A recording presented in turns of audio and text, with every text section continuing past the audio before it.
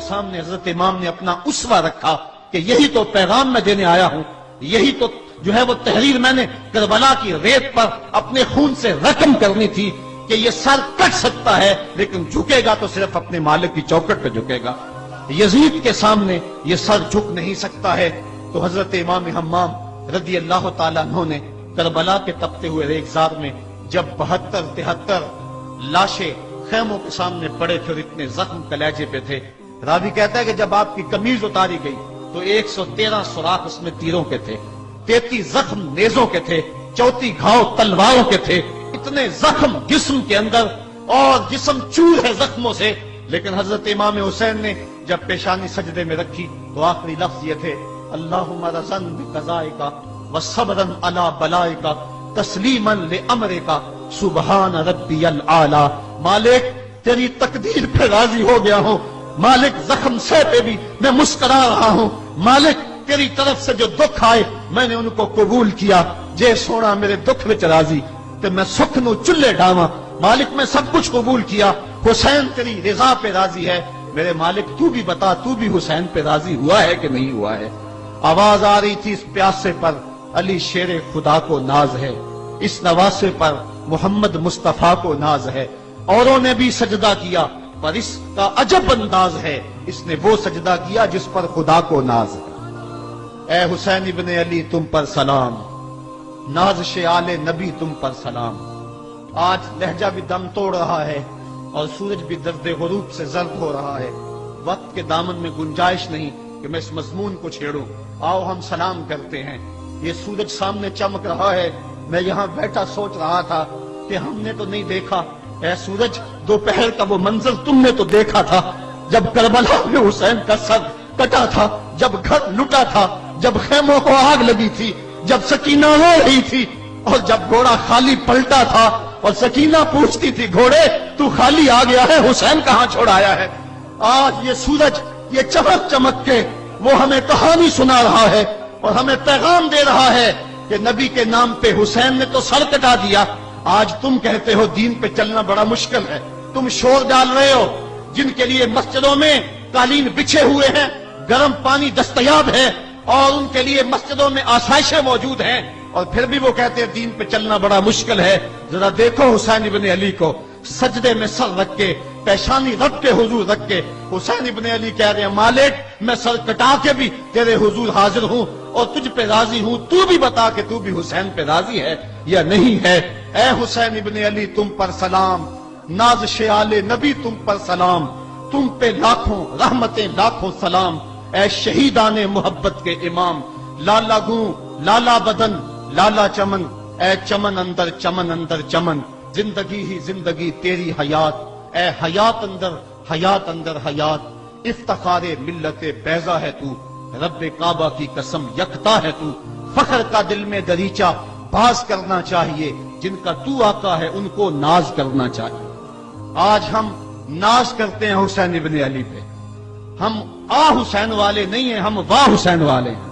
واہ حسین تیری عظمت کو سلام، اتنے زخم کلیجے پہ ہو تو کھڑا نہیں ہوا جاتا، لیکن جبر کے خلاف کتنی قوت سے کھڑا ہے۔ حسین ابن علی نے اپنا نمونہ لوگوں کے سامنے رکھنا تھا۔ اقبال کہتا ہے سرخ رو عشق غیور از خون او، شوخی این مصرع از مضمون او۔ یزید مٹ گیا، یزید کا نام مٹ گیا، اس کا تشخص مٹ گیا، حسین کل بھی زندہ تھا، حسین آج بھی زندہ ہے۔ مرتا تو وہ ہے جس کی فکر مر جائے، مرتا تو وہ ہے جس کا نسب العین مر جائے، مرتا تو وہ ہے جس کا مشن ختم ہو جائے۔ حسین کا نسب العین زندہ، حسین کی فکر زندہ، حسین کا مشن زندہ، حسین زندہ، حسین کا نانا بھی زندہ۔ آج بھی ہزاروں کروڑوں اربوں انسان حسین کا نام لے کے جی رہے ہیں۔ میں کہتا ہوں اگر کوئی یزید کا نام بھی لیتا ہے تو وہ سر جھکا کے دیتا ہے۔ کیسا تمہارا لیڈر ہے جس کا نام لیتے ہوئے بھی تمہیں شرم آتی ہے؟ نام لینے سے پہلے سر جھکاتے ہو، نام لیتے ہوئے پسینہ پسینہ ہوتے ہو، نام لینے کے بعد منہ چھپا لیتے ہو۔ تمہیں اپنے قائد اور اپنے لیڈر کا نام لیتے بھی شرم آتی ہے، اور جب ہمارے لبوں پہ نام حسین آتا ہے ہمارا قد اونچا ہو جاتا ہے، ہمارا سر فخر سے بلند ہو جاتا ہے۔ فخر کا دل میں دریچہ باز کرنا چاہیے، جن کا تو آقا ہے ان کو ناز کرنا چاہیے۔ تو حسین ابن علی نے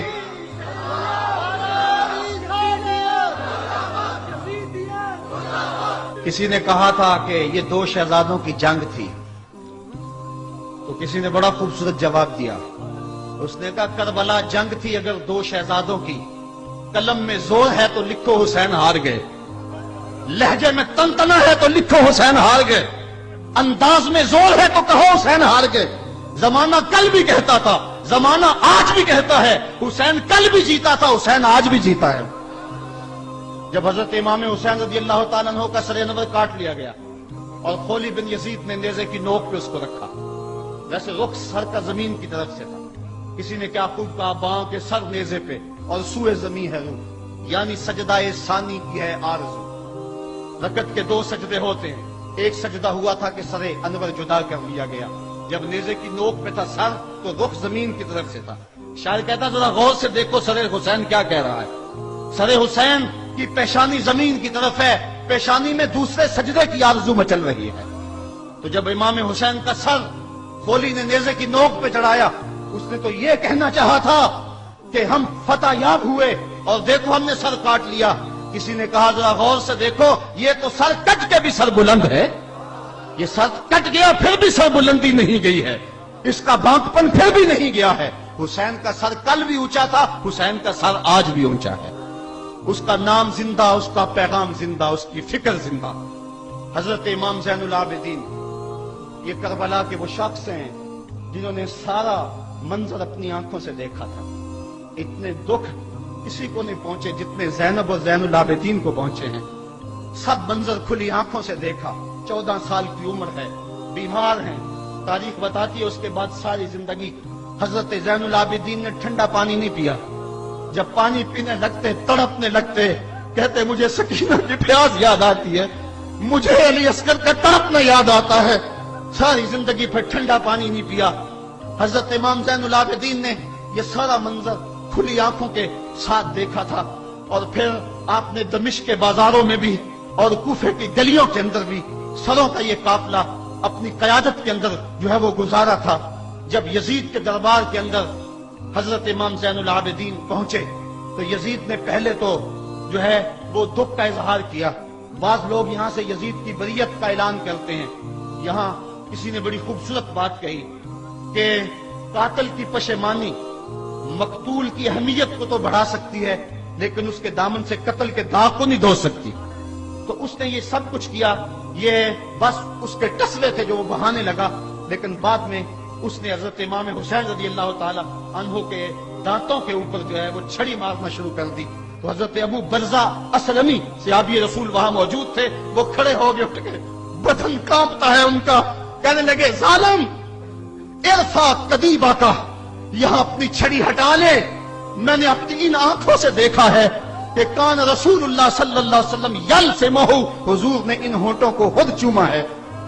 تو یہ کہہ کہ آپ دربار سے نکل گئے اور روتے تھے اور آپ کے بدن پہ کپ کی پتاری تھی. بعد میں یزید نے کہا حضرت غلطی ہو گئی اور یہ میں نہیں چاہتا تھا، بتائیں آپ کی کوئی شرط ہو. تو آپ نے فرمایا میری 4 باتیں مان لو. ان 4 باتوں میں ایک بات یہ تھی کہ سر حسین اور سر شہیداں ہمارے سپرد کر دو تاکہ ہم کربلا جا کے ان کی تدفین کر سکیں. دوسری یہ تھا کہ ہمیں مدینہ حفاظت سے پہنچا دو. تیسری شرط یہ تھی مجھے جو ہے وہ جمعے کا خطبہ دینے کی اجازت دو آج دمشق جامع مسجد کے اندر. چوتھی بات آپ نے یہ فرمائی کہ قاتلان حسین جو ہے وہ میرے سپرد کرو. اس نے کہا ہاں کون ہے قاتل حسین کا؟ لوگوں نے کہا خولی ہے. خولی نے کہا میں نے قتل نہیں کیا، یہ سنان بن انس نخی نے کیا ہے. سنان بن انس نخی کو کہا ہاں تو بتا. کہنے لگا میں قتل کیوں کرنا تھا، یہ تو شمر ذی الجوشن نے کیا ہے. شمر ذی الجوشن کو کہا تو بتا. کہنے لگا میں نے قتل نہیں کیا، میرا کون سا حسین نے کچھ بگاڑا تھا، قتل اس نے کیا ہے جس کی حکومت کو خطرہ تھا. تو یہ ہے وہ ہے قاتل حسین کا. اب یزید کہنے لگا تمہاری یہ شرط تو میں پوری نہیں کر سکتا، یہ بات تو پوری نہیں کر سکتا، اب خطبہ دے لو. اب حضرت امام زین العابدین خطبہ دینے کے لیے کھڑے ہوئے. خطابت تو اس گھر کی لونڈی ہے، جب یہ بولتے ہیں تو حکمت کے موتی دولتے ہیں. جو ہی امام زین العابدین کھڑے ہوئے، 14 سال عمر ہے اور دمشق کی جامع مسجد ہے. یزید بھی بیٹھا تھا، یعنی سلطنت بھی تھے، عوام کا بھی ہجوم تھا. جب آپ نے خطبہ شروع کیا لوگ زار و قطار رونے لگے اور آپ نے اہل بیت کے مناقب جب لوگوں کے سامنے رکھے تو یزید گھبرا گیا کہ کہیں لوگ میرے گریبان تک نہ پہنچے. اس نے مؤذن کو اشارہ کیا جلدی جلدی اذان پڑھو. تو جب اس نے کہا اللہ اکبر اللہ اکبر، حضرت شہزادہ زین العابدین نے کہا کہ اس کے اندر کوئی شک نہیں کہ اللہ سب سے بڑا ہے. جب شہادتین کا کہا اشہد ان لا الہ الا اللہ، حضرت امام زین العابدین نے اس کے جواب کے اندر کہا ہاں ہاں اللہ کے علاوہ کوئی معبود نہیں ہے، اس کی گواہی ہم نے خون سے دی ہے، ہم نے اپنے لہو سے دی ہے اس کی گواہی. اور پھر اس کے بعد جب اشہد ان محمد رسول اللہ پہ لفظ آئے تو حضرت امام زین العابدین نے کہا یزید دیکھ اب اذان کے اندر تیرے نانے کا نام ہے یا میرے نانے کا نام ہے؟ آج بھی منبر پہ میرے نانے کا نام ہے. تو یزید مر گیا، اس کا نام مر گیا، اس کا تشخص مر گیا. حسین کل بھی زندہ تھا، حسین آج بھی زندہ ہے. حسین کربلا کے تپتے ہوئے ریگزار میں بھی زندہ تھا، کوفے کے بازار میں بھی زندہ تھا، اور دمشق کی جامع مسجد میں بھی زندہ تھا، مدینے میں بھی زندہ، مکے میں بھی زندہ، کابل میں بھی زندہ، کندھار میں بھی زندہ، قلعہ جنگی میں بھی زندہ، تورا بھورا میں بھی زندہ، موصل میں بھی زندہ، بغداد میں بھی زندہ، غزہ کی پٹی میں بھی زندہ، فلسطین میں بھی زندہ.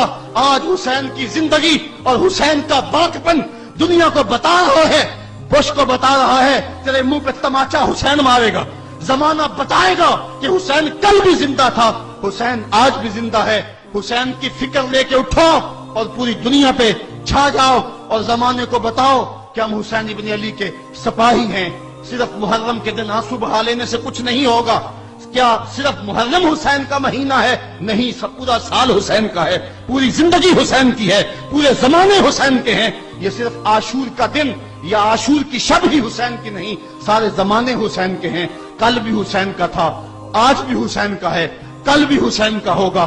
آؤ اٹھیں، قرآن کو لے کر کے حسین ابن علی نیزے کی نوک پر بھی چڑھ کے قرآن سنایا، اور آج ہم اسی قرآن کی دعوت کو لے کر کے اٹھیں اور حسین ابن علی